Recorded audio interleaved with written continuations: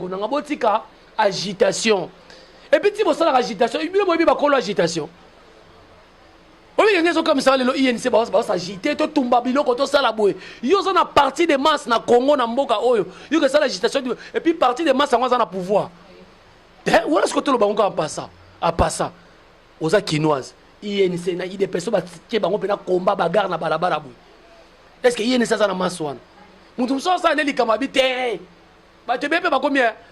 à défi mon on a foutu à tête en état de droit Tumba un ministre Tumba bazolongola déjà oye tozali susu na temps ya koloba ebele te basala ki boye ba viola ki te bisimino ke Vital Kamerhe akozala ka condamné il me bandio la kala il me bandio la kala il me bandio la kala il me bandio la kala il me bandio la kala il me bandio la kala il me bandio la kala il me bandio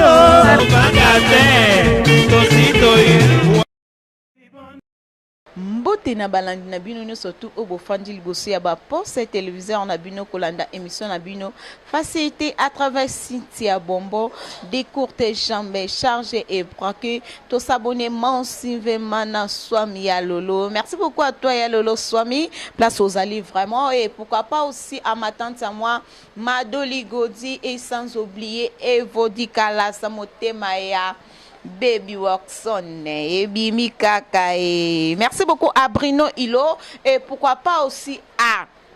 John Batoumene et sans oublier José Menga de Cynthia Bombo et Nabosante Badive Ricardo Nakata Paris et pourquoi pas aussi à Darlene Toukoupé la ma copine chérie et Nabosante John Joe Poto na Poto Nde Makambo Edwige Kawiku la patronne de la part de Cynthia Bombo.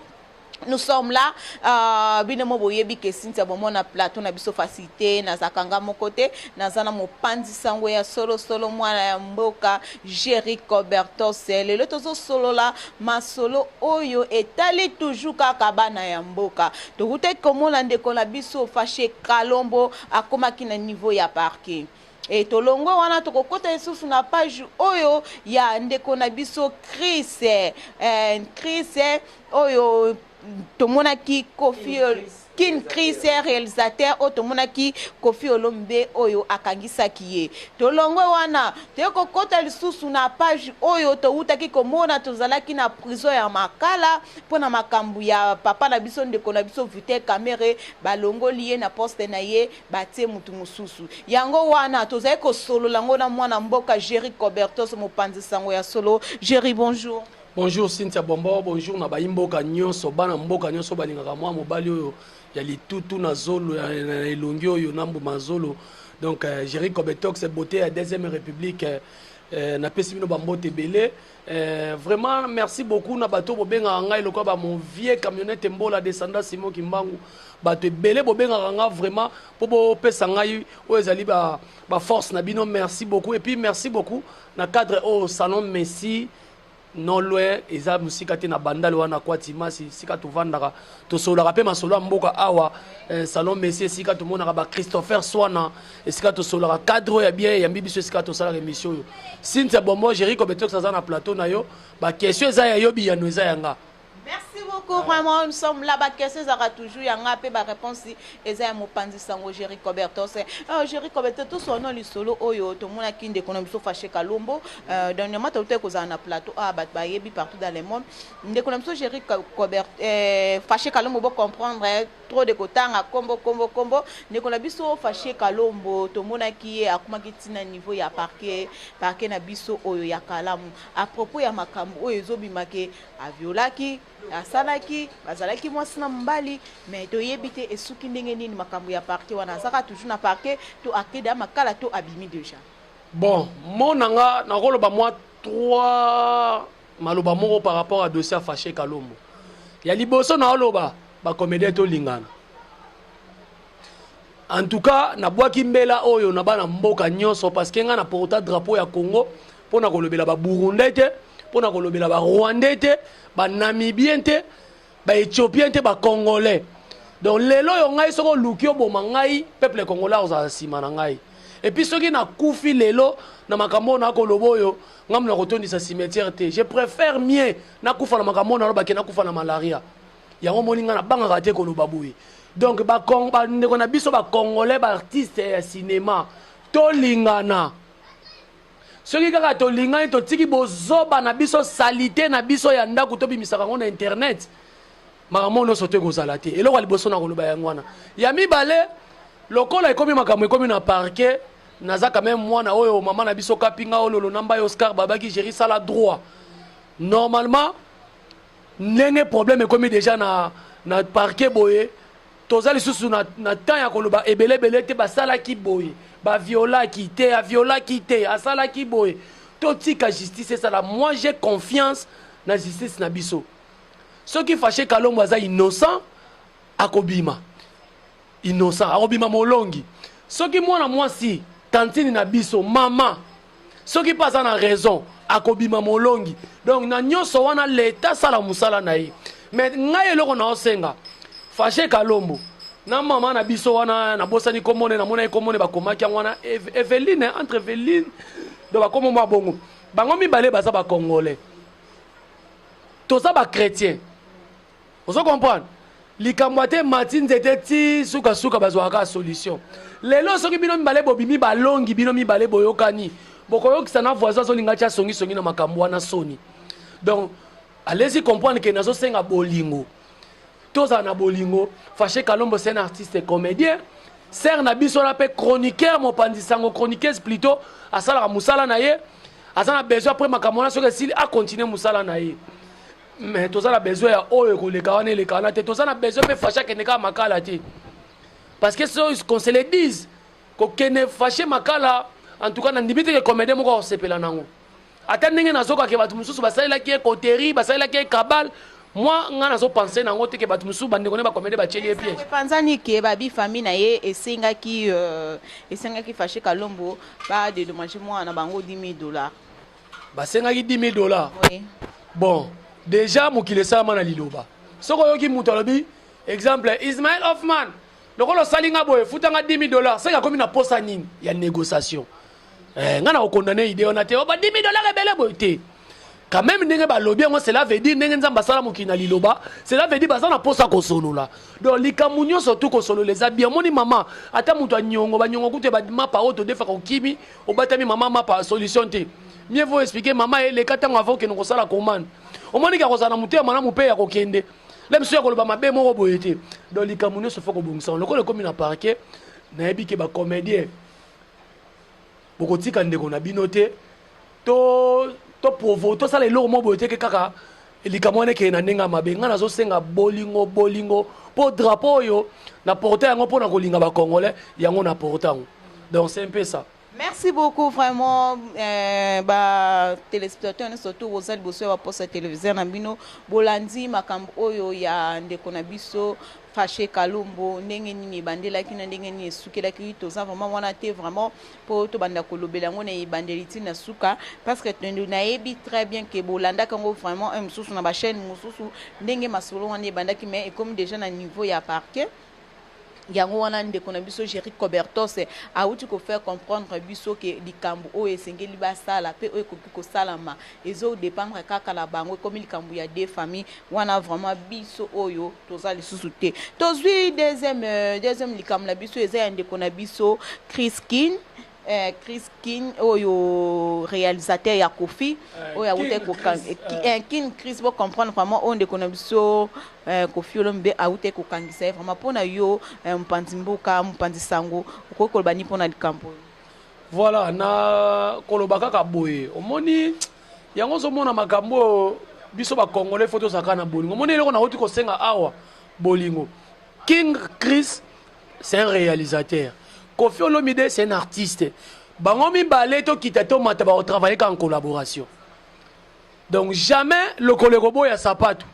Ce que le koleko mo ya sapatu c'est que yango moko milingi te. Donc Kofi Olomide akoki ko lingate réalisateur azala na makala to réalisateur anyokwama. Je ne pense pas parce que na bi vie wana. Mais s'il y a un problème ezaka chaque fois ko bongisa. nayebi ke bato ebele bazoloba ke Koffi Olomide poussa alekisi ya lakisaka nini naoki kutu mwa songi ekoti o selon le badire ya bato po azalaki réalisateur affaire yango wana rankino non soki ndeko na biso King Chris asalaki mbeba moko boye Koffi Olomide amoni ke toza na état de droit mpo na minute oyo Cynthia soki omoni oza na droit na yo oza na raison na yo plutôt oza capable ya kofunda epuis ntango ofundi babi te ke fo bakanga kaka moto wana te mais je t'en prends sikoyo kaka nauti koapprendre yango aza libanda ndeko na biso aza libanda omoni ke aza na raison na ye donc bakangaki ye na kalu fungula donc ozo comprendre donc aza libanda abimi parce que kokota même na société eza soza susu na cité te okomi déjà ata omoni ata na société bafandi so na baboy oza mokangami ntango babiso papa vanda wana okende ndako te seke oza mokangami donc na minute ndeko na biso aza na ye déjà libéré omoni ke likambo tolobaka likambo kosolola Koffi Olomide ndenge bokomisa edi abulu ndenge botia ye bamaseke wana mais quelque part lokola fallait yemba banana yiba dongo ata misile bungi les gens sont mal intentionnés basé belé mutu so sa ne likambo bité bato bebe bakomi a défi mbongo na futa te to en état de droit na droit na zaki na nzala yango na défi mbongo no o kaso bateke na état de droit au violer au défi le kwa mutu yolo baké na ozongisa te donc état de droit on a vu na biso Alexis Tambwe Mwamba en tout cas na félicité yo ve Alexis Tambwe Mwamba a s'excuser devant peuple congolais asengi mama bijungo ya te asengi peuple congolais c'est ça biso to lingi eloko comme na politicien na biso yango wana politicien au gafé au sengi peuple congolais pardon parce que moi ça que c'est soni wana asa maman nengo zabo za maman comment yo ko insulter moi c'est bon devant batu que oh là c'est pas tension qui ali abandé ko lingo na makasi mais eza makamusu ya kolobela TV de c'est sengi pardon yango na watu na ba diaspora si Kabila comme toi diriger vers Alexa c'est s'excuser Kabila comme toi diriger botika l'autre ko hein pas Moïse Katumbi le benini on doit aller en avant les traits est en marche hein boto ke na Congo moko nouveau Congolais mais on m'a dit makambo ya Vital Kamerhe banda Congo ezala Congo première fois bafunda direka pa mokonzi banda 1900 Lumumba Kasavubu histoire ya Congo ndenge banda etikala salama te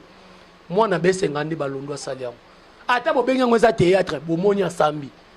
eza match ya radio te match ya télévision c'est ça un Congo nouveau mais esuka wana te bato ya FCC belé il faut basala bango ba audit bato ya FCC belé ba papa na biso 4e ri wana il faut benga bango na tongo akutu na bazo de un ministre Tumba un ministre Tumba bazo longola ye déjà qui bo continuer to ba on a lingala bien qui bo continuer comme ça akende ko samba ministre ali obike ba mabe et puis wewa uji wako etu yo ministre on za muluba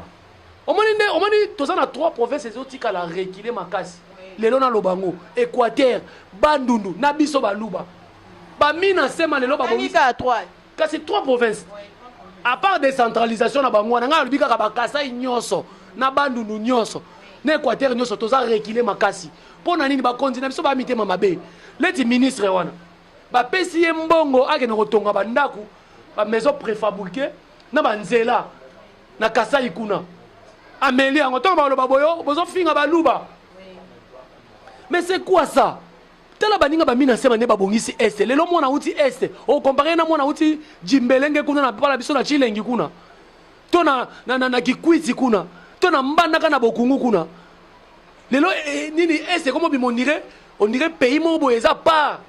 pona nini po ba che sérieux na ba continent bango bazo tonga ba université danger ba stade ba danger mais biso ba 3 provinces wana ba autorité na biso kaka miyibi balingo faire développer tala leti na mboka na ngai dernièrement soki mon conseil ya ekolo te bato bazo mela mai ya source bazui malade mai ya mabulu na mboka na nga donc mboka ya tata mokonzi ya ekolo pour nini mutema mabe bongo gérance à 18 ans allez bokoti suna ye lisusu ale bolingo sa susu bonyokola ka peuple congolais c'est pas bien nga na senga na nzambe ya fumu kimbango ba konzo nyoso to balinga faire souffrir ba congolais nzambe ya lola fongola mabele bazinda bakufa na basaba pongi omoni baliwane zo boma banganga na osepela nango alalika bo akufi na sapongi alalika bo akufi na sapongi oui parce que peuple akolela ti wapi Maman, nazala bilo msuna na liete ba nana bota mati lelo, mais ala na kinya na lekango na supermarché. Pour une retard à kolia. Na peya baninga kolia basi ba sotango kala bangola ba Brazzaville ba Gabon. Biso ti lelo muto alia maki. Ako sente mona mwasi likola maki ana zolia. Moi ça moni abia azo vivre. Ceux qui na balié, ceux qui na zana na kozala bien. Likola maki apam. Tala baleki na so basi ne baso sente bango. Likola nini nzala. Ba papa na biso bako kasi kozwa bana na charge te. Bozo bo déléquence konti mingi pona nini? L'État il faut équiper ba parents. L'État il faut équiper bon toi zo sala, pour équiper bana. Merci beaucoup vraiment, Jerry Kobetos, de comme moi chité vraiment une émission na biso to yebi bien que les 25 ya mois oyo tozozongela na likambo oyo etali ya makambo ya Vital Kamerhe na prison ya Makala. Jerry Kobetos mo ba dédicace na batuno surtout ba Holanda yo dans loba suka. Loba suka ezali ba Congolais to lingana. Bandeko na ngai nse boyebi ta on yaka na siège wana parce que longi oyo bo lobate ke boyebi angote. D'abord, nous avons ciblé un drapeau. Nous avons une agitation. Pour servir le peuple congolais. Pour que Vital Kamerhe soit kangié. Politique, on doit paralyser ces pays. Albert Youma. Malobanese maloba ya Congo lelote. Tant bako interpeller okomi kolela lela. Ba yinangai ba sala boeza koteri. Bandeko INC botika basambisa mwana mboka Vital Kamerhe soka za na raison akobima molongi soka za na tort lokola serva ki peuple congolais ta serva ki libumuna ye akene ko pema carrière politique ne silele na Makala c'est normal état de droit olingi bongo même ba tumusu baza na IDPS wana ba ministre mususu wana soki basali eloko basali mokonza mboka merci ozo respecter malobano parce que alobaki nini changement de mentalité dans la présidence. Batebele balanda moi mboka na te changement de mentalité dans la présidence. Prévané direcap na ye. Soki direcap basali bongo boni boy na yo direcap nzeta okauka ya mobeso. Bongo yo akokauka. Conseiller, ministre, mufunge mukamate mukwata. Donc boyebela bosala bo servir pour na peuple congolais. Ata bazo futo salaire ya muke. Okosoma noko mapango soko za mayele. Botika pe ko bala ba 4e bureau ba 5e bureau. Bangonde bazo kangisa kabino na mabasi yo baza ba niveau na bino te et puis na basi mususu muntu musasa boya ki ekala oyebi mabe boya ki te ozuye allez eluke le problème na vie donc bo ça la tension ba politicien bo servir mabumu na bino te bo servir ba famille na bino te ba autorité morale na bino te bo servir peuple congolais. Merci beaucoup ba dédicace na baton sto na pesi mbote na base na ngai IDPS na Londres Koko Pangasudi Bikule bref Frank vient na ngai ya fondé ya na ngai lemba na benga ke il a fondé juste na terrain ya GD wana ya na ngai Bogis Bompema Bambote Bele Chakulenda Afande le seul musicien Yembela Fachi alba ko gagner na campagne na yeye wana na pese Bambote Bele na pesi mbote na camionnette Mbola descendant Simon Kimbango Bambote Bele vrai maître camionnette Mbola descendant Simon Kimbango Francis Tio Muluba cher mutabi sanga ko koma PDT IST za $3000 kalamingi to so contact na pesi mbote na Mama Clarisse Bachika mami ma Clarisse Bachika tala pe côté oyo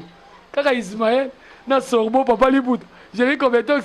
mon numéro c'est plus 943 90 36 30 165 mbote mingi na cadre au salon Messi Christopher Swana esika to solo la rapena masolo ya kitoko na bandale wana kwa timasi ba mbote na ngana Rachel Mungenga la noblesse ba mbote na ngana Chic Mampuya mon direcap direcap na ngai wana Chic Mampuya leki adada génie bientôt to banda na biso ba répétition boucle. Merci beaucoup et merci beaucoup à direcap de Jerry Kobetos place aux alliés vraiment Chic Mampuya. Il y a eu vraiment un beau témoignage et merci beaucoup à Bruno Ilo, mon papa Bruno Ilo, place aux aïeux, on appelle ça un beau tébélé. Edwige Kabouikou et sans oublier aussi John Batmene et sans oublier aussi Darline Toukoupé, ma copine privée. Nabo santé Badive Cardo Nakata Paris et pourquoi pas aussi à John Adjo Poto Napoto. Merci beaucoup à José Menga de Cynthia Bombo et pourquoi pas aussi à Evodi Kala Samotema ya Baby Waxon. Motema Cynthia Bombo et sans oublier Mado Ligodi, ma tante à moi, les cœurs de Richie Pandu. Merci beaucoup vraiment la bino surtout pour ça qui branché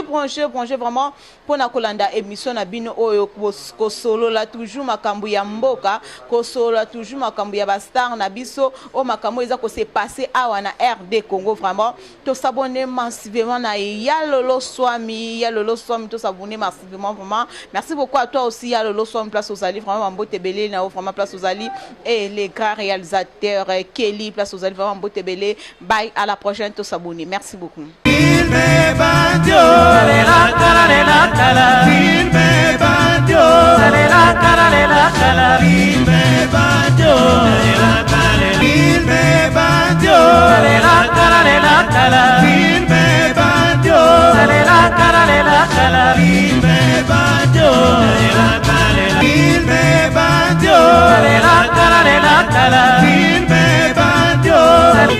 bandio.